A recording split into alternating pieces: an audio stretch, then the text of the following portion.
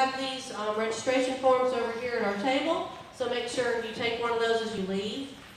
Only chamber members can be part of this particular event. We'll bring in about 1,500 people from the base, so that's a great way to get your foot in the door with Scott Air Force Base, so just kind of think about that. Our holiday party is on December the 10th, and all I'll tell you right now is save the date, and if you're interested in sponsoring, maybe give me a call and we can talk through some of that. More information to come. Can everybody hear me before we get rolling? On the back table there, Chief, can you hear me? Okay, and over here, Holiday Inn, can y'all hear me? Okay, I want to make sure we got that before we get rolling. All right, well first I'm going to ask Nathan Parchman from Farmers and Merchants Bank to come up and introduce our guest speaker. Thank you. On behalf of the Chamber, I would like to introduce Ben Wesselschmidt. He has a BA in English from Truman State University and a Juris Doctor from DePaul College of Law. Ben focuses his practice on complex and multi-party litigation, specializing in employment law, non-compete litigation, class action defense, and appellate litigation. Ben has experience representing employers in a broad scope of employment issues, including litigation, consent decree compliance with the Equal Employment Opportunity Commission, as well as high-stakes litigation, world of post-employment restrictive covenant litigation. A lot of big words. Ben also has extensive appellate knowledge, having formerly served as a judicial law clerk for the Honorable Robert M. Clayton III in Missouri Court of Appeals. Outside of the office, Ben is an avid cyclist and vintage race bike collector. He spends most of his time with his wife Ashley and their 2 sons. And outside of work, he also has involvement in Pedal for the Cause, sponsors events for Sighton Cancer Center, TrailNet, and also advocates for pedestrian-friendly freeways in the St. Louis area. So with that, I'd like to introduce Ben Wesselschmidt.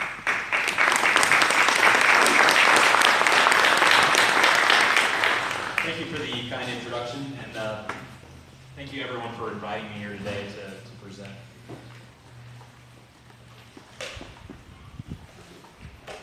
So we're going to cover a number of topics today. I'd like to start with the idea that I am first and foremost a litigator, so I'm probably the last person that you want to have to call in most circumstances. I think that we're all here to try to gain some knowledge about what we can do to try to prevent lawsuits being filed against our businesses in the first place. How do we enact reasonable, sensible policies that will allow us to avoid discrimination lawsuits, avoid lengthy, protracted disputes with our current and former employees, and if that happens, how do we win those lawsuits when they're ultimately filed?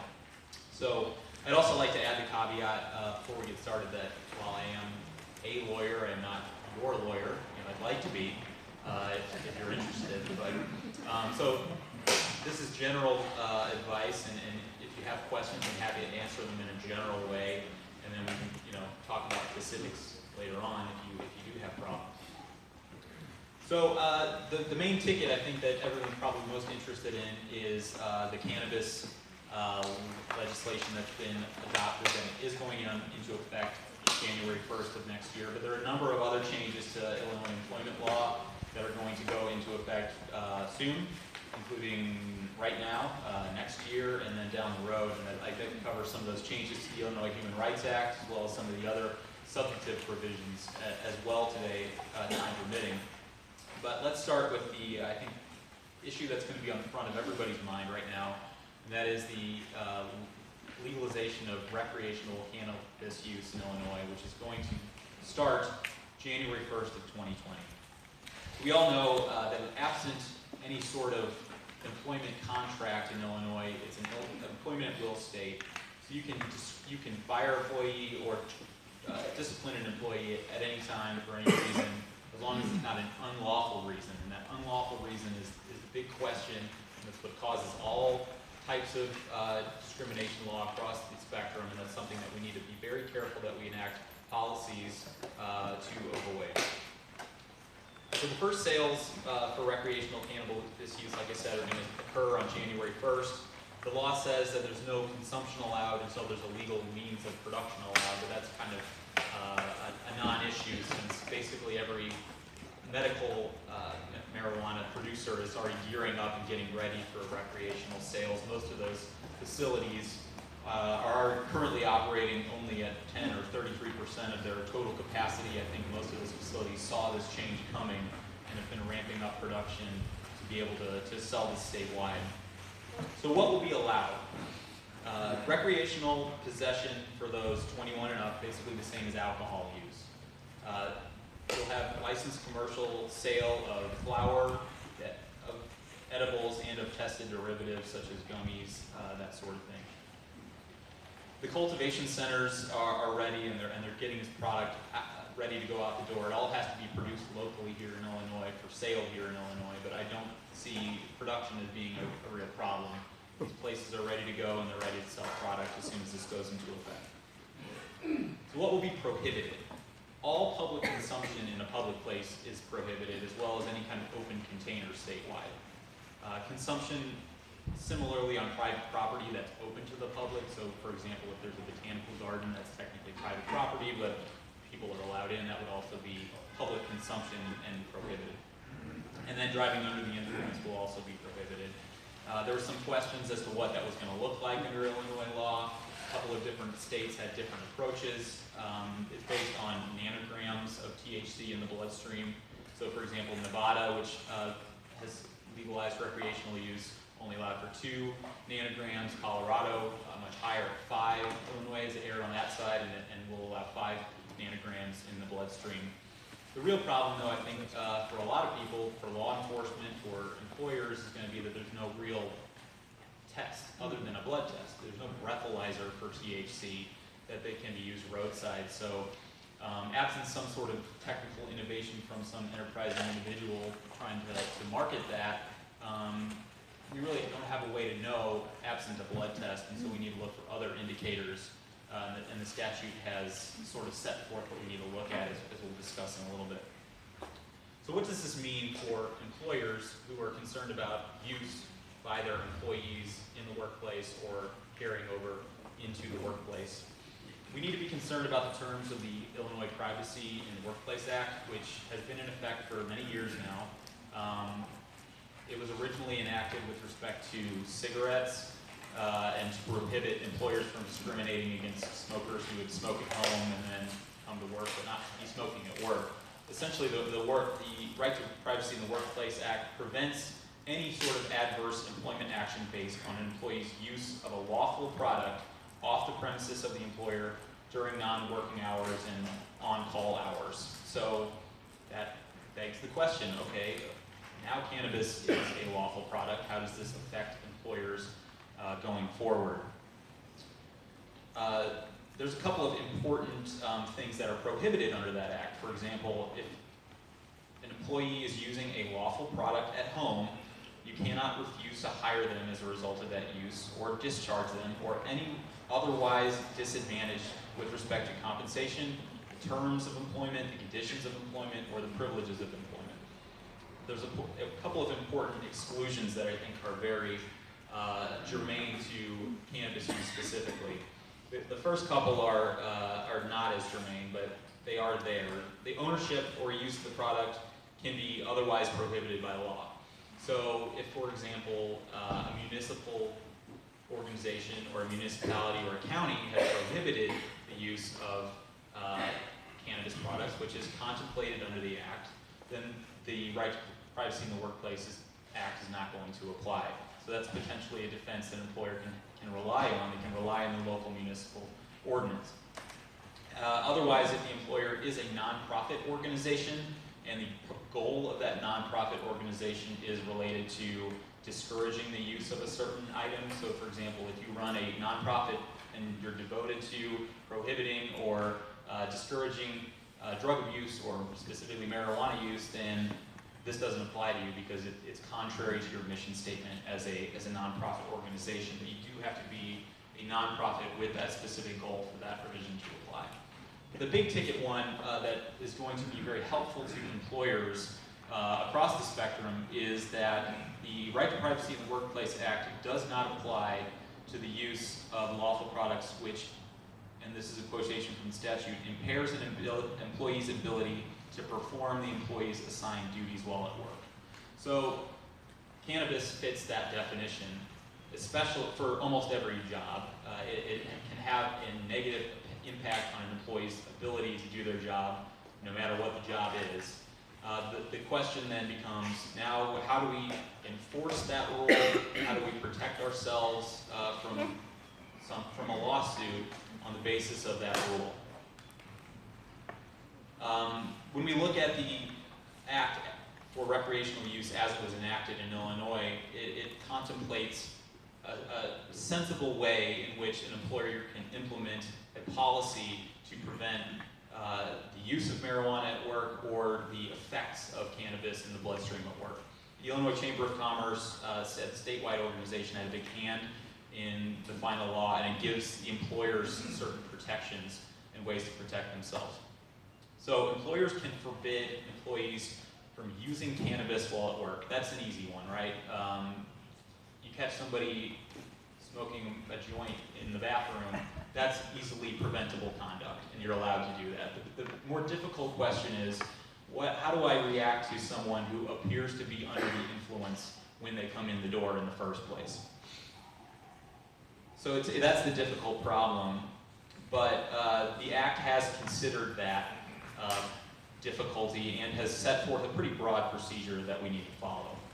So essentially, the employer has a discretion to discipline the employee if the employer has, quote, a good faith belief that the employee is using marijuana, and you need to cite specific symptoms that are attributable to the effects of cannabis. And the Act has made this easy on all of us by setting forth what a good faith basis for a reasonable belief that an employee is under the influence of cannabis at work are. So there's certain things that are enumerated under the statute that you're allowed to look for. Inhibited speech, physical dexterity issues, changes in the employee's agility and coordination, the employee's general demeanor has changed, irrational or unusual behavior, negligent conduct, disregard of his own safety or the safety of another employee, or any damage that was done to the employer's property or the property of another employee. These are easy things to document, right? So what we need to do, if you're going to articulate a good faith basis, and you want to make sure you document this as an employer, and your HR people who are responsible for this specifically document this stuff in the employee's file. This is not the way we normally talk as human beings. I observe changes in the physical dexterity of the employee.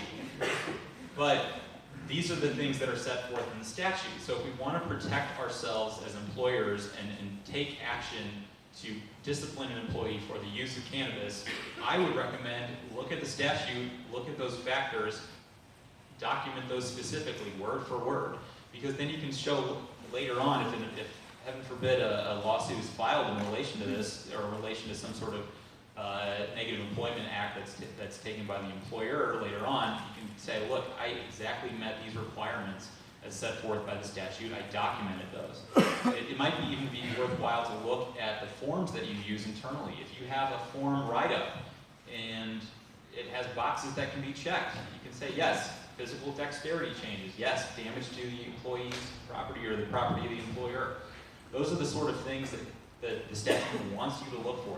The legislature has given you specific reasons that you can rely on. So look at those and make sure that you document them, because absent documentation, all of this is meaningless. You know, the worst thing that you can do as an employer is to treat employees disparately, because that gives someone a reason to say, look, this person was treated more unfairly and this person was treated better because of my race or my gender or whatever else, whatever basis for a discrimination lawsuit you might be facing. And the second worst thing you can do is to not document things, because then it becomes a he said, she said problem. You know, you don't want to have a lawsuit filed where 2 years down the road, finally we get the deposition of the supervisor and he says, yeah, I think that's what I observed, and I forgot to write it down. Because then that's a case that's going to be very difficult to litigate, because that's having to go all the way through to a trial. He said, she said is an issue of fact that cannot be resolved by a motion for summary judgment or anything else leading up to that. That's something that you have to resolve as an issue of fact, and that's not what you want to do, because that's going to be a long, protracted, and expensive endeavor. So if these things are documented correctly up front, you're saving yourselves a lot of headache down the road.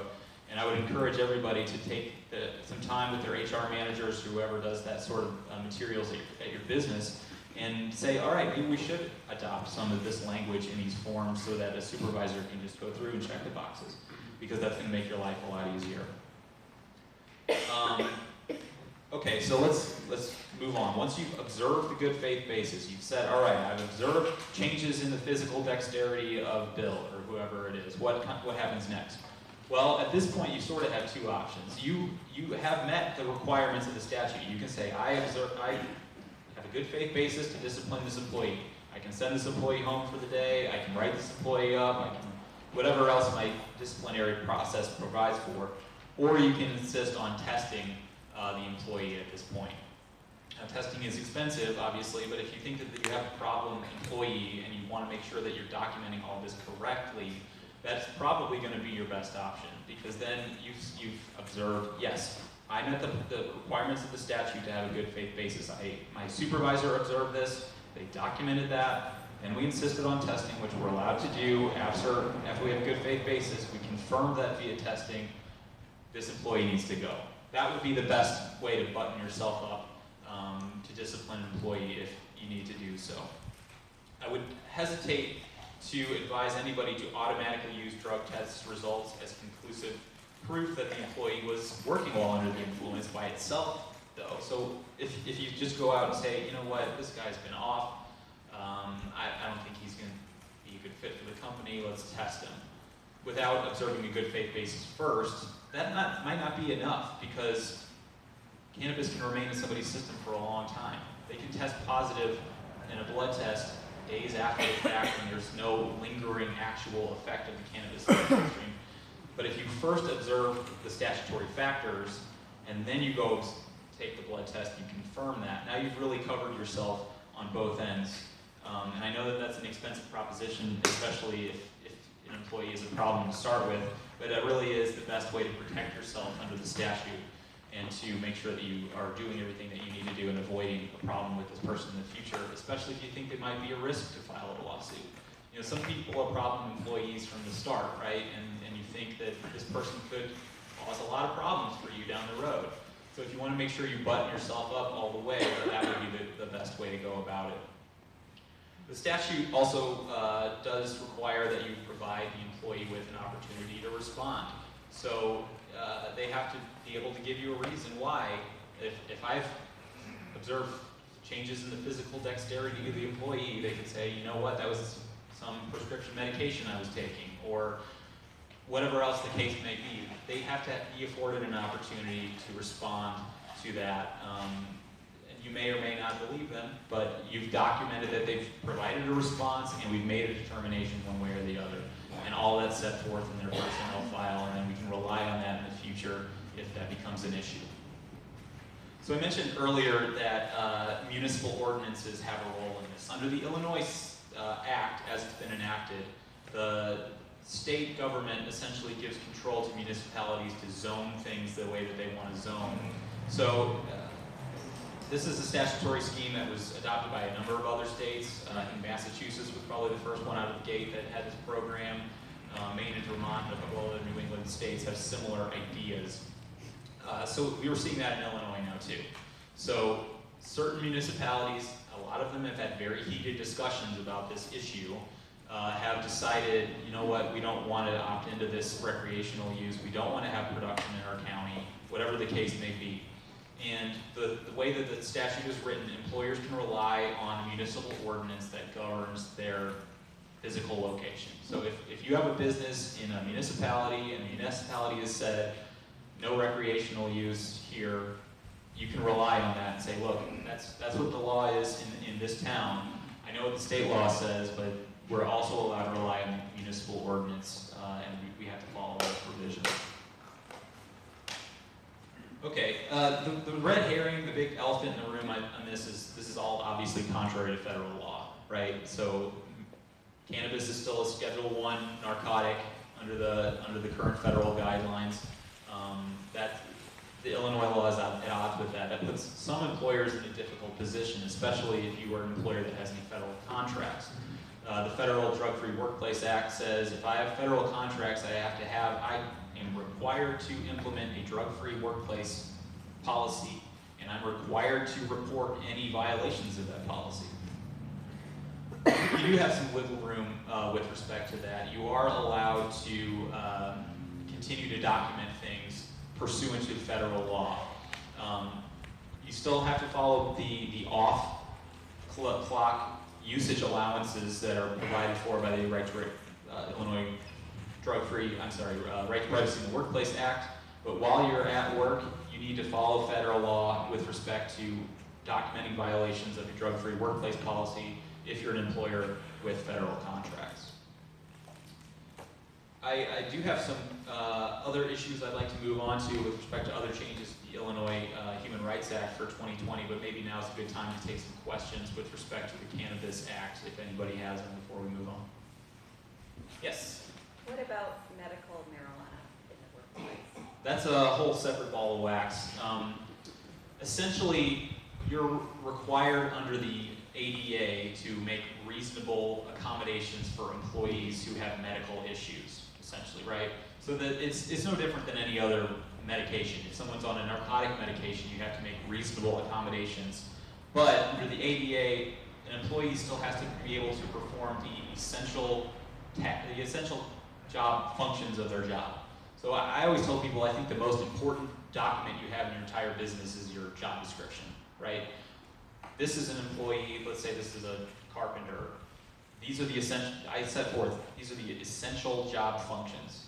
Don't put any recommended other job, other occasional, just get rid of all of that. These are the essential job functions that you have to perform. Because then if that employee is unable to perform those while they have, while they're under the influence of whatever medication they're taking, then look, I can't accommodate you. This is an essential job function. So if you have to drive a forklift for my job, I can't do that while I'm under the influence of cannabis. So I'm not required to accommodate that employee if they can't perform their essential job functions. And that's why I think it's very important that you carefully go through that job description, enumerate what those are, and occasionally update it and keep it up to speed so that you can rely on that in the future. Yes? What about what about careers or jobs that require, that don't allow any drugs, and they do random drug testing? Like you don't know when you're going to be tested. Yeah, the most important thing for that is to make sure that you always do that equally to everybody with the same job description. Right. So if I have security guards at my company and I say, you know what, these people are carrying a firearm, I don't want to have anybody under the influence of any sort of drug at work. Here's what we're going to set forth. Testing every 3 months for everybody. That's fine. But I would be hesitant to use a completely random system because under the Act you can only test if you have a reasonable good faith basis for suspecting. So if you want to have a policy where I test people on the regular, that's better supported because it's a requirement of the job and it's your prerogative to implement that kind of system. But anything that's individualized, one-off, there's always the possibility that that person's going to say, look, you singled me out, and that's going to be really, really risky for you. So if it's legal to use, but it's not legal to use for your job description, does the job description trump the legal state issue? You always have the right to adopt a drug-free policy at work. Okay. That's your prerogative. If you take nothing else away from this presentation, there's a couple of things I think you should keep in mind. You have the right to ban the use of cannabis at work. That's your prerogative as an employer. I can say you can't use it here. I can say you can't be under the influence of it here. The question is, well, how do I go about enforcing that, right, in a reasonable way? So you can ban the use of cannabis while they're on call as well. I don't know if people have employees that may need to come in, if you're an EMT or whatever. You can also ban that, but you do have to give that employee 24 hours notice that they're going to be on call if so you need to print out the schedule at least 24 hours in advance, or if something changes, you need to give them notice. You can forbid them from arriving at work while under the influence. So that's your prerogative as an employer as well. And then you can discipline them if you have the good faith basis. So one of the things I think is an interesting topic with respect to that is a lot of people have policies that say if any accident occurs at work, automatic drug test, right? That's a pretty common policy, especially in industrial applications. I have a client in Missouri that is a commercial window company, and that's their policy. Accident on the job, automatic drug test. And I think that that's a bad idea for Illinois now, under the current statutory regime. I think you need to be able to, your form should say, there was an accident. Did you observe any of these factors? Yes, he had a change in demeanor prior to the accident. Now I can do the drug test, right? Because then you've documented, I had a good faith basis within the meaning of the statute. Having an accident is not automatically a factor under the statute. So I think that would be a better way to update your materials to include those factors there. So you make sure that you document that. And that goes for anybody. I mean, any form that you're using, if you want to include a cannabis screen as part of it, I would just put boxes for those factors. It makes it so easy to document and keep yourself in the good side of the law. And then you could administer those drug tests. Like the way that I read the statute, I think you do need a good faith basis first. So I think that puts you in a bind with respect to random testing, but I think you're better off applying it after you've established a good faith basis, because absent that, you're technically violating the right to Privacy in the Workplace Act. I mean, if it's randomized and it catches something for 2 or 3 days after the fact, then I think you've technically violated the letter of the law, if not the spirit of the law. So that might be a bad policy to have in effect, absent some sort of documentation about the good faith basis of it. Yes? As it pertains to the municipalities, if a municipality decides to limit access within its own jurisdiction, and a employee lives outside of the jurisdiction and decides on recreational use, how does that apply in the workplace? Oh, this is like a law school. So the employer's physical location is what's controlling, right? So if I'm an employer, I'm within the municipality that has banned use, I think you're in the clear on that. But that sounds like the first lawsuit that's going to go all the way up to the Illinois Supreme Court on interpreting this provision, right? So we don't know exactly what they'll do. I don't think that they've explicitly given us clear guidance on that issue, and we'll have to see how that shakes out. You don't want to be the company that goes all the way to the Illinois Supreme Court on that issue, but somebody will, I guarantee it. Yes? Respected who observes the physical dexterity challenges, can that be a coworker? Do you recommend it has to be a supervisor? I mean, what? I think it should be whoever normally is responsible for documenting that employee. So if it's an HR person, if it's a supervisor, yes. Can the supervisor rely on the third-party report of another co-employee? Probably, if they have a reasonable good faith, yeah, I trust that this person observed this, they reported what they observed to me, and that seems to be within the terms of the statute, yeah, that's probably okay. All right, great. So, like I said, a lot of other big ticket changes to Illinois employment law this year. I think one of the most straightforward is the new minimum wage law. So, as we all know, the present minimum wage in Illinois is $8.25 an hour, but the law that's been enacted is going to steadily raise that up to $15 an hour by 2025, and there's a schedule set forth in the statute. First, it's going to increase to $9.25 on January 1st, 2020, and then I think July 1st, it's going to go up to $10, and then every January 1st thereafter, it's going to go up by $1 until it gets to $15 by 2025. So that's going to go into effect soon. There's also been changes to the salary history questions that you're allowed to ask, and these are already in effect as of the beginning of this month.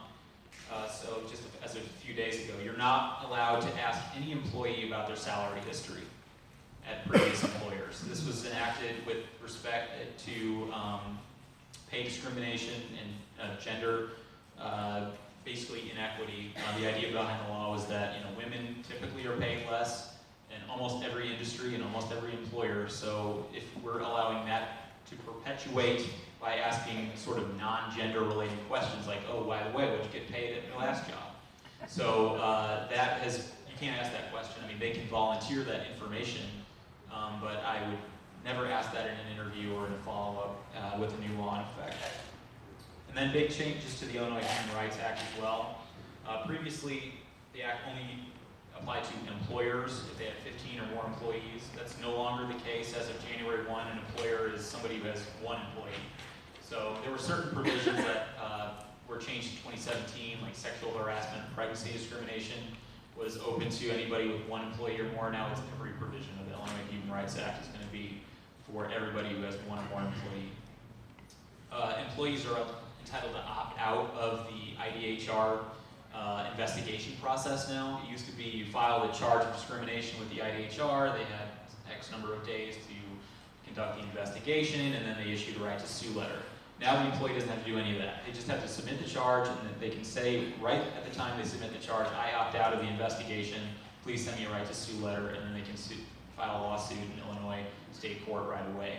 That was mostly a factor of the Illinois Department of Human Rights just having such an incredible backlog. I mean, they had not turned over their caseload in such a long time that people were waiting years for right to sue letters. So that was a provision that's designed to do that. And most intelligent Illinois plaintiffs' lawyers are very aware of this, and they will ask for a right to sue letter right away. Also, the Act increases the number of days that they're allowed to file a charge of discrimination. It used to be 180 days within the supposed act of discrimination. Now they have 300 days, which is what the federal law previously provided for. So now Illinois law is the same statute of limitations period as federal law.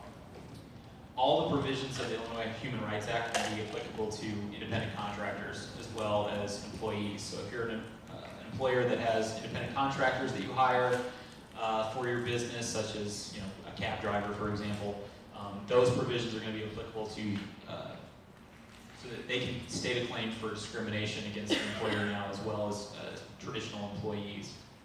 There are a lot of new disclosure requirements, and this is something that I think everybody needs to look at very carefully. So the new law is going to require all employers to disclose to the IHR the total number of final adverse administrative decisions involving sexual harassment in the previous year, as well as settlements. So if you had claims against you in the last year that were resolved via settlement, or you got a judgment against you, you have to report that stuff to the IHR on an annual basis going forward. So make sure you're keeping records of all those sort of materials. If you're an employer of a certain size, I'm sure you've been through a number of discrimination lawsuits in the past. Most of the bogus ones, the first thing your lawyer tells you is just give them $2,500 and tell them to go away, right? Because you're going to pay me more than that in the first week. So those are reportable now. You have to keep documents of all of those and report those to the IDHR on an annual basis. You're also going to be required to disclose the total number of settlements. I mentioned that already. Non-disclosure agreements. So pretty much every settlement you might enter into with a plaintiff in a discrimination case contains some sort of mutual non-disclosure, mutual non-disparagement provision. A lot of those are going to be not allowed or not enforceable under the changes to the Act going forward. Because of the reporting requirements specifically, so that would the state legislature view that as a way to avoid reporting that stuff, and so they're basically saying these provisions regarding non-disclosure are going to be non-enforceable going forward, and you have to report all of those settlements to the IDHR. There's also a sexual harassment requirement going forward, so this goes into effect January 1 of 2020. Most employers of a certain size probably have annual sexual harassment training already anyway, but a lot of smaller employers don't. As of January 1, however, all employers must train all employees in Illinois each year. So the first deadline for that is going to be January 1 of 2021. So sometime between now and then, You need to sit down with all your employees rather, and put some sort of presentation together regarding sexual harassment. It's got certain topics that have to be covered. So you have to explain what sexual harassment is. You have to provide examples of conduct that constitutes unlawful sexual harassment. You have to provide a summary of federal and state statutory provisions, including all remedies available to victims of sexual harassment. And you have to provide a summary of the responsibilities for employers for prevention, investigation, and the corrective measures of sexual harassment. I mean, it's kind of a laundry list of things that you have to cover. You probably don't want to hire a lawyer to come in and give a big PowerPoint presentation. You probably want to develop something, either develop something internally, like a video or a presentation that your HR manager can deliver, or maybe purchase some materials from a third party that you can deliver to everyone on an annual basis and just get it over with. But it is going to be a big burden, I think, that a lot of smaller employers previously haven't had to deal with, whereas probably employers of a certain size have been doing this already going forward. But especially considering the fact that now somebody with one employee is considered an employer under the Act, it's going to be a big burden, I think, for those people. There's a couple of other specific requirements depending on the industry. So bar and restaurant owners have to provide sexual harassment training to their employees in both English and in Spanish. So that's probably something that's going to make it more worth your while to purchase some materials from a third-party vendor just so you have those bilingual materials. And they also have to deal with restaurant-specific harassment situations. And then if you operate a hotel or a casino, you need to provide all employees that work in rooms or guest rooms, casino floors, other isolated spaces with some sort of portable safety notification device at no cost to the employee. You can probably use a cell phone if you're ponying up some fee for them to use that, or some sort of walkie-talkie, something. If anybody's working in an isolated space in a hotel or a casino, they're going to need some sort of notification device in order to report being harassed by a guest. So kind of a laundry list of things. I mean, there's a lot of new obligations for a lot of new employers. I think this stuff hits smaller employers the hardest because a lot of the times if you have less than 15 employees, you don't really worry about any of the provisions of the Illinois Human Rights Act, other than I won't sexually harass my employee, I'm in the clear. But now you have a lot more affirmative burdens going forward. There's a lot of reporting requirements and there's a lot of training requirements that everybody needs to be aware of. Going forward to stay abreast of this stuff and to stay on the good graces of the IDHR. Question? Yes? Would you please tell me something positive about being a small business owner?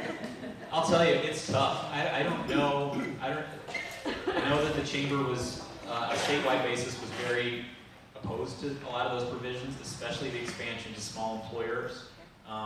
But at a statewide level, the legislature was convinced that these were the right moves. That's above my pay grade to determine whether or not this is the right policy. But I do think that it's important to know what this stuff is, to try to get some materials together to stay in compliance and just get this stuff done as cheaply as you can. Yes. I'm a realtor, and IDFPR is requiring, as of the first as well, to have this sort of training done, and they're providing these by our boards. Is this additional sexual harassment training in addition to what IDFPR is already requiring of us? I think that as I stand here today, I don't have it in front of me, but I think that the provisions state if there's a separate set of administrative professional obligations you're supposed to meet under a different section, then you just meet those. Okay. But don't quote me on that. And I'm not familiar with those specific realtor provisions. But I would take a look at the statute, take a look at the amendments to the IDHR provisions, and see if you're exempted by that first, and then make sure you're in the clear. I would expect that the materials that you are going to be using for one meet the requirements of the other. Yes? Who's going to police all the things you have to do? Is Technically, there it's- going to be like a check-in point? You have to do something? Or Well, you whatever? do have reporting requirements with the IDHR. So whether the IDHR knows about your business or not is maybe an open question. Whether you're going to find out or not is an open question. But if the IDHR knows that you're a business and you have employees, then they're going to be looking on random check. They're going to be looking for a report from you on an annual basis. And there are certain penalty provisions for employees who can assert look, I didn't get the sexual harassment training that I was supposed to get. So there are monetary penalties set forth that, that an employee, if they make a claim later on, can make. Yes, Sabette. I just want to hear you say this one more time about the sexual harassment in the hotel. Yeah. Because it looks like some of the things I've been looking into cost a whole lot of money, and what you're saying is they can have a walkie-talkie or use their cell phone? Well, so what the statute says is it needs to be provided to the employee at no cost. Right. I don't know that we have a lot of guidance as far as what that uses on their own cell phone. So if we maybe had some kind of a policy like that where we gave them $10 a month or something to use, because everyone has a cell phone. They're always on Right. their cell phones, they definitely got them. Right. And that's the policy, and we were doing that, we would be safe under that law. That's my understanding of it. I would, look at it carefully. Look at, if you have, an attorney that helps you with that stuff, look at it carefully. I don't want to, jump off and give you a conclusive answer that's not correct. But I believe that's what most people are probably going to end up doing. And the statute says at no cost to the employee. Right. So I think that you could probably work something out to that end. And most employees want to have their own cell phone around anyway, right? So, yes. There was a state law this year that came into effect about reimbursing employees for use of their cell phone or their internet or their home computer if they're required to use this for their job. Could that apply there? I think so. Yeah. I mean, I like I said, I hesitate to do it without looking at those in front of me right now. But I believe that you can come to some sort of arrangement as long as you're fulfilling that no cost to the employee provision. If you're requiring them to use their own cell phone for work and you're reimbursing them pursuant to that other section, you probably can be in the clear on that.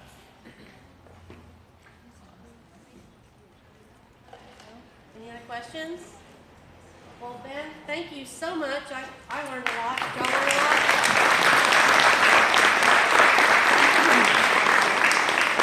I think the main question that we all have is, how do I, as a small business owner, find out about all these laws that just came into effect, and where do I get that sexual harassment training from? So maybe that's something we can talk about offline. Anybody else have any other questions on that? Those were two that came to my mind.